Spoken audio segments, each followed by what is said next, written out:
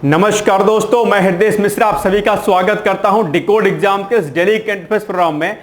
कैसे हैं आप सभी लोग? आई होप आप सभी लोग अच्छे होंगे और अपनी पढ़ाई को बहुत ही बेहतर ढंग से कर रहे होंगे। देखिए, आज है 28 अगस्त यानी कि 28 अगस्त और आज की कुछ महत्वपूर्ण करंट अफेयर्स पर हम लोग चर्चा करें। इसके पहले छोटी सी रिक्वेस्ट कि प्लीज वीडियो को फटाफट आप लोग शेयर कर दें और इसके साथ साथ में वीडियो अगर अच्छा लगेगा तो आप लोग लाइक कर दीजिएगा। और आज आपसे बहुत ही आसान मैं एक प्रश्न आपके वीडियो के अंत में पूछूंगा और मैं उम्मीद करता हूं कि आज आप लोग जो है ट्रक भर भर के जो है क्या कहते हैं कमेंट करेंगे, यानी कि उसका उत्तर देंगे। बहुत आसान सा प्रश्न मैं आपसे पूछूंगा आज के वीडियो के अंत में।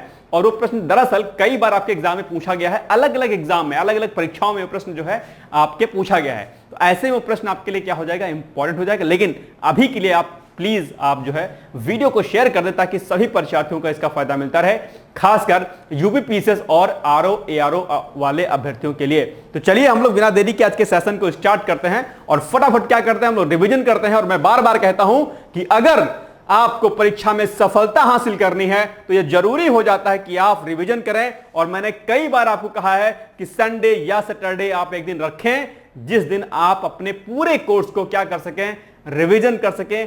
या फिर आप डेली जब सुबह उठें कोई नया पेपर पढ़ने की कोशिश करें तो उसके पहले आपने जो लास्ट डे पढ़ा है उसका आप रिवीजन कर लें। ये टेक्निक आपके सफलता के लिए बहुत ही कारगर साबित होगी। तो आइए हम लोग देखते हैं फटाफट रिवीजन के फॉर्म में, यानी कि जो हमने कल किया था। तो हाल ही में सरकार ने एंटीबायोटिक्स, दर्द निवारक और मल्टीविटामिन सहित कुल कितनी दवाओं पर प्रतिबंध लगा दिया है? तो वो लगा दिया है 156 मेडिसिन पर। हमने आपसे कई बार कहा है कि आप लोग ज्यादा से ज्यादा आयुर्वेद का इस्तेमाल करें, इन मेडिसिन से बचें।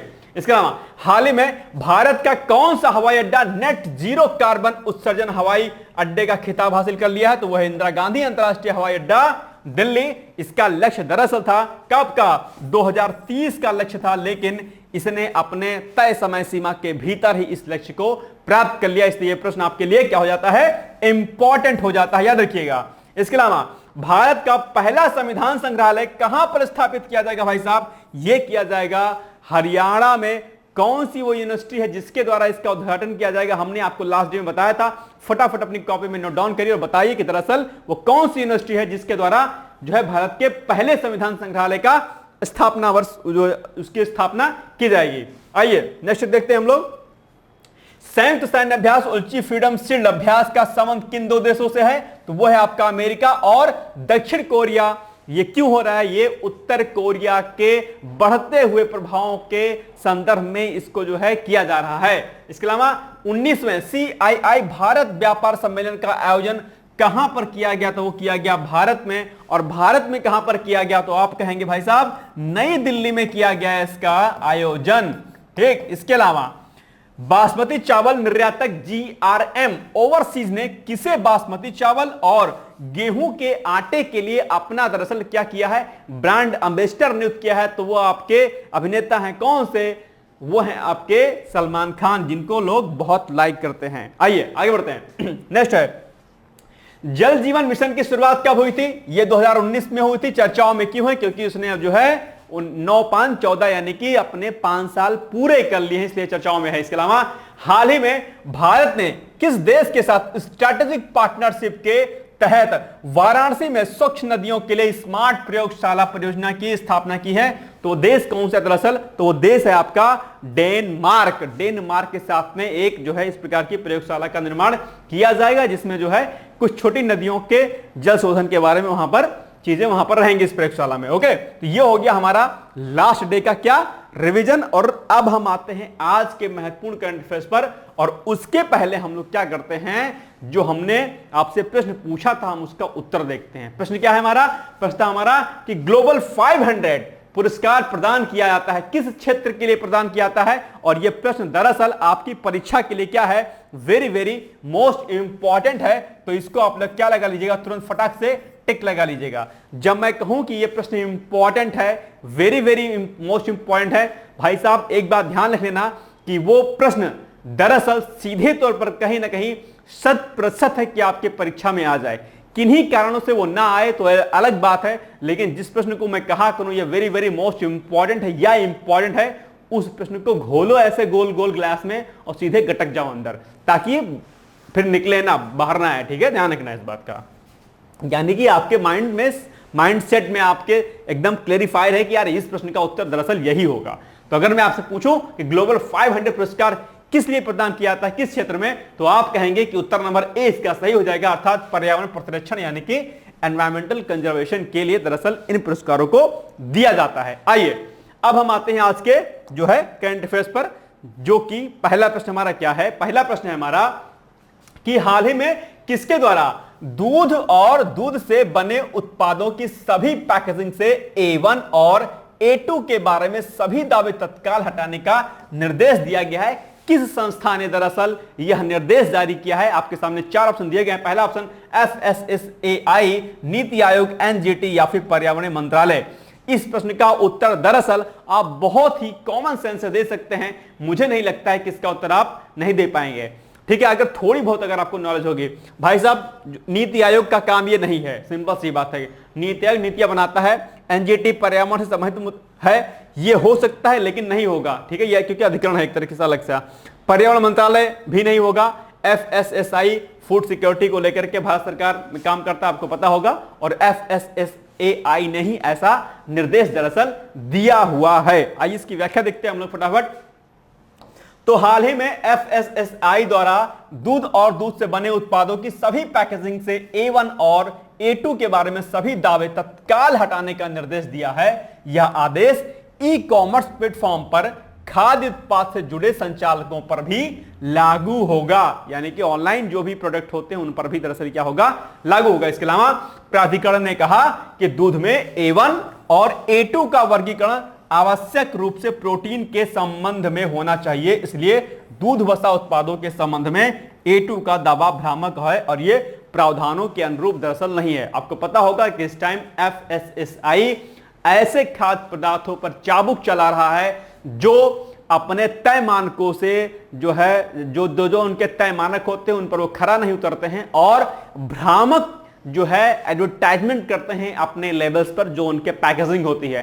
कई बार आप लोगों ने देखा होगा कि अलग अलग जो प्रोडक्ट बड़े बड़े दावे करते हैं कि इससे ये हो जाएगा, हमारे प्रोडक्ट में ये है। ऐसे स्थिति में दरअसल बहुत बड़ा क्या हो रहा है, करप्शन हो रहा है। ऐसे में FSSAI इस टाइम क्या काम कर रहा है, इन पर चाबुक चला रहा है। अभी अगर पृष्ठभूमि पर हम चर्चा करें तो आपको पता होगा कि अंतरराष्ट्रीय स्तर पर भी कई सारे प्रोडक्ट को फेल कर दिया गया था भारत के पैकेजिंग को लेकर के, तो उसी कंटेक्स्ट में आप इसको देख सकते हैं। ओके, चलिए नेक्स्ट है, हाल ही में भारत के किस राज्य के द्वारा सबसे पहले मंकी पॉक्स को लेकर के हाई अलर्ट जारी किया गया? वैसे तो वर्तमान समय में आज के टाइम में कई राज्यों ने हाई अलर्ट मंकी पॉक्स को लेकर के जारी कर दिया है, लेकिन ऐसा पहला कौन सा राज्य था जिसने मंकी पॉक्स को लेकर के हाई अलर्ट जारी किया? आपके सामने ऑप्शन दिए गए हैं, केरल, कर्नाटक, मध्य प्रदेश या उत्तर प्रदेश।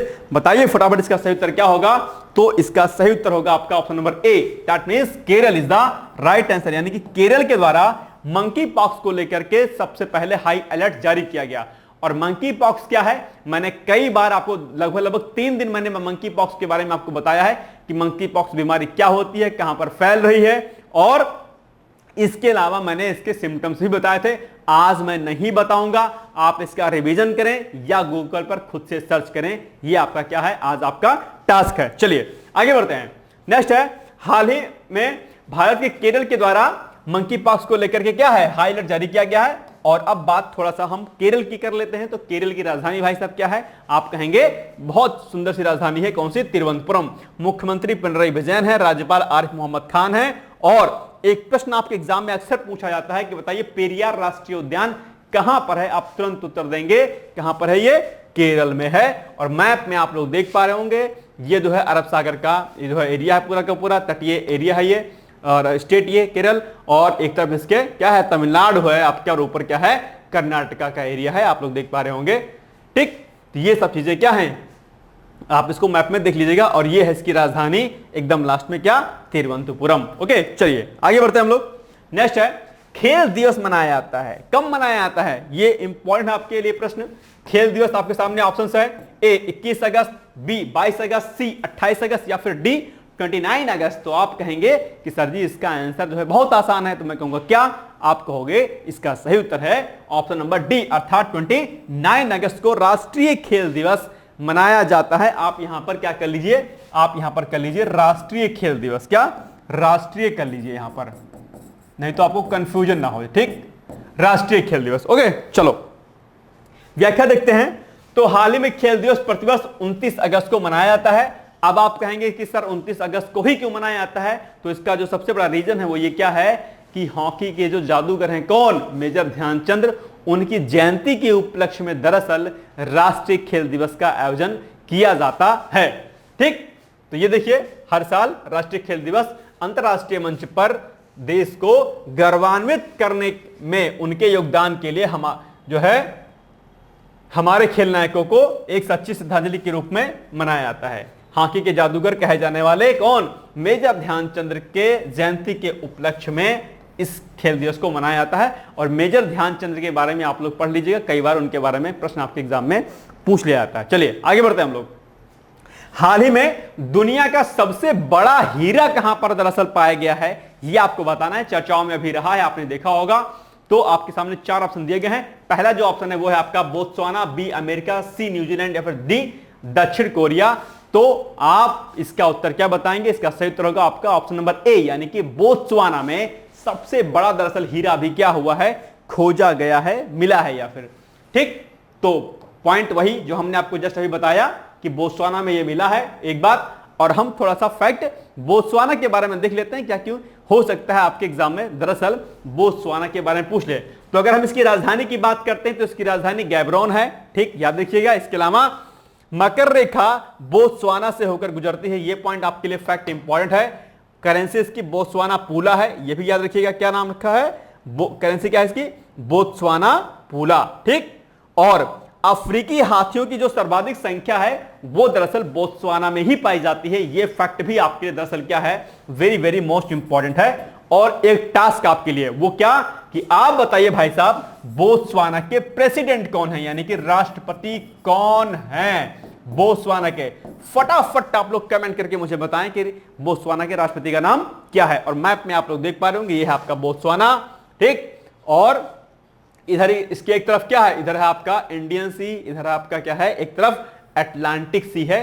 प्रश्न आपके एग्जाम में पूछ सकता है इसकी अवस्थिति के बारे में कि कौन बोत्सवाना के किस तरफ जो है आपका इंडियन ओशियन है और किस तरफ अटलांटिक ओशियन है, या फिर इसकी राजधानी वगैरह के बारे में भी आपसे प्रश्न पूछ सकता है। तो आपको क्या करना है, याद रखना है। ओके, ये देखिए इसकी राजधानी क्या है, गैब्रोन।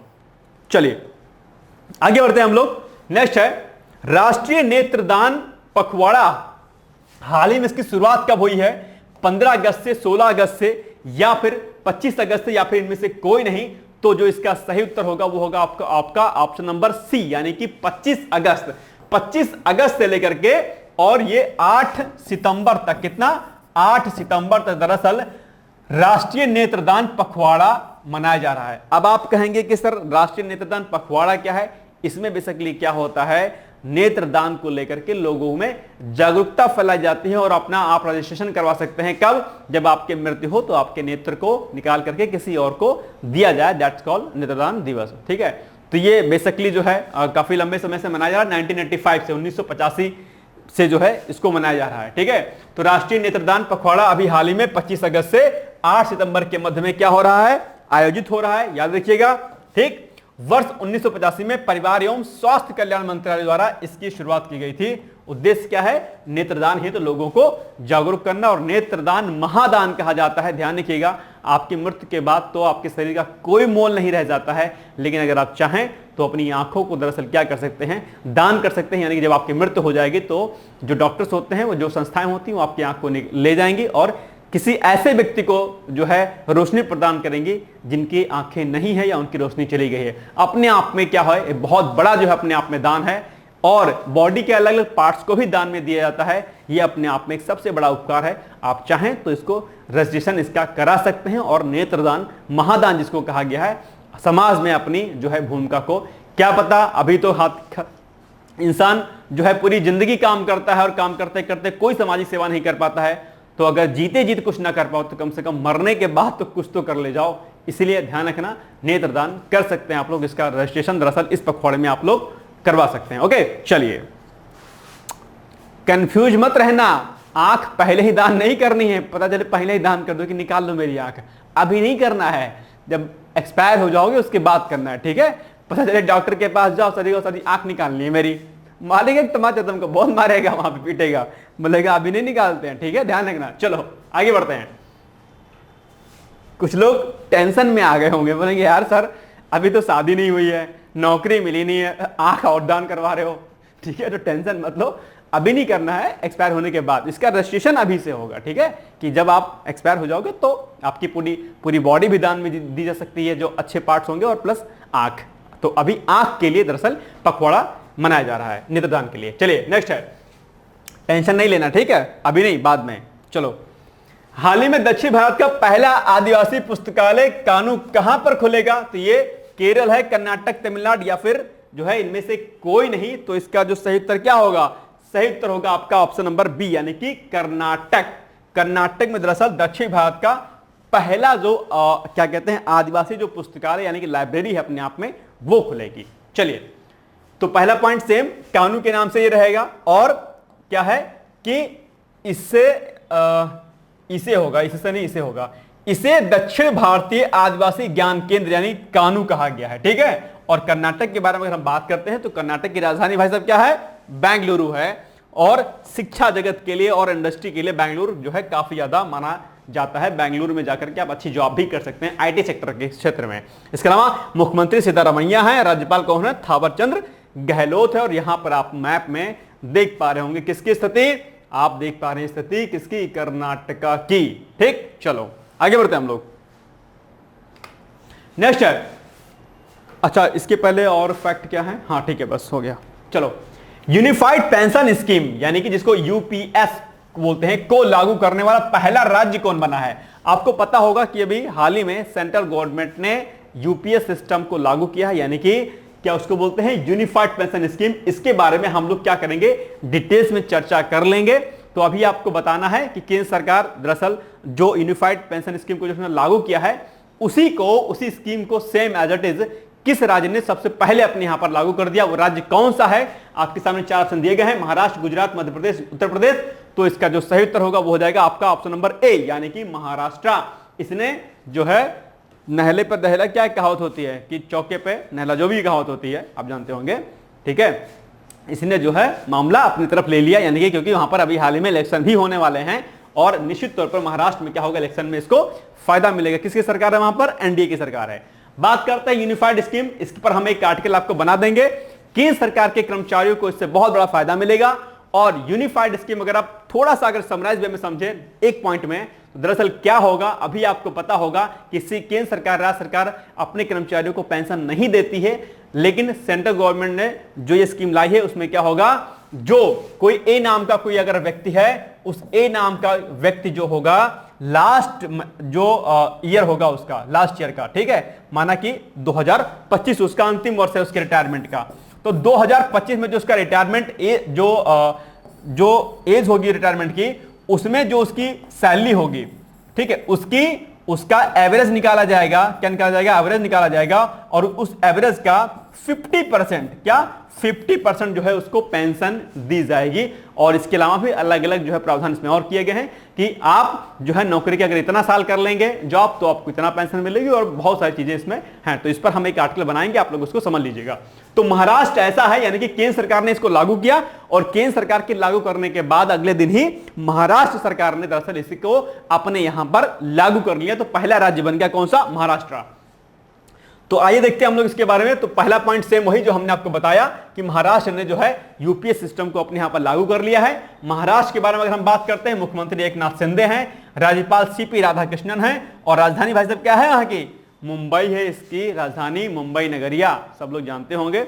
कई सारे दोस्त यार आप लोगों के मुंबई गए होंगे हीरो बन के आने के लिए, मतलब हीरो बनने के लिए, लेकिन हीरो बन के आए नहीं होंगे, जीरो बन के आए होंगे। कुछ लोग बन भी जाते हैं लेकिन कुछ लोग बनने जाते हैं, ठीक है। वे ऑफ इंटरेस्ट होता है, इंटरेस्ट होगा तो मुंबई जाइएगा, नहीं तो पढ़ाई लिखाई करके आईएएस पीसीएस बनिए, कुछ काम करिए देश के लिए, ठीक। चलो आइए हम लोग देखते हैं आगे इसके बारे में। मैप में एक बार आप लोग इसको देख लीजिएगा। चलो नेक्स्ट है एक प्रश्न आपके लिए जो हमने आज आपसे कहा कि ये बहुत कॉमन प्रश्न हम आज से पूछ रहे हैं आज आपसे।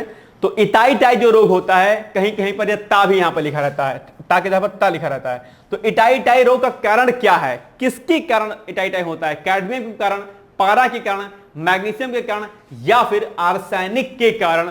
बताइएगा भाई साहब किसके कारण होता है? आर्सेनिक को एएस भी बोलते हैं। ठीक, बताइए क्या होता है, इसका सही आंसर क्या होगा? आप लोग फटाफट जो है इसका आंसर मुझे बताइए। ज्यादा से ज्यादा इसका कमेंट आप लोग करिएगा कि दो इटाई टाई रोग होता है वो किसके कारण होता है। मुझे उम्मीद है कि आज दिल खोल के कमेंट आप लोग करोगे, मुझे आपके कमेंट का इंतजार रहेगा। ठीक, अब हम आते हैं आज के मुख्य परीक्षा अभ्यास प्रश्न पर। प्रश्न हमारा क्या है? प्रश्न हमारा है कि जल प्रदूषण क्या है? जल प्रदूषण से होने वाले हानिकारक प्रभावों को बताते हुए सुपोषण, यानी कि जिसको हम लोग यूट्रोफिकेशन भी बोलते हैं। क्या बोलते हैं? यूट्रोफिकेशन भी बोलते हैं, इसको समझाना है आपको। और प्रदूषण पर हमने एक लेक्चर लिया है आपके लिए, बहुत इंपॉर्टेंट लेक्चर है एनवायरमेंट का, जो आप लोग जो है वीडियो सेक्शन में जाइएगा और प्रदूषण वाले चैप्टर को देख लीजिएगा, आपके लिए फायदेमंद होगा। तो ये होगा आज का हमारा महत्वपूर्ण वीडियो। इसके अलावा मैं इकोनॉमिक्स भी पढ़ा रहा हूं इस समय, आप चाहें तो क्रैश कोर्स जो चल रहा है पीसीएस का, वो आप लोग देख सकते हैं, चाहे वो आप आरओ के अभ्यर्थी हो या किसी अदर एग्जाम की तैयारी कर रहे होंगे। ठीक, तो ये हो गया आज का हमारा वीडियो। आई होप आपको वीडियो अच्छा लगा होगा। प्लीज अच्छा लगा हो तो लाइक कर दीजिएगा, साथ ही साथ में जो है शेयर भी कर दीजिएगा। मिलेंगे कल हम लोग एक नए वीडियो के साथ, तब तक आप लोग पढ़ते रहिए, मस्त रहिए, व्यस्त रहिए। Thank you so much, bye bye, take care, all the best.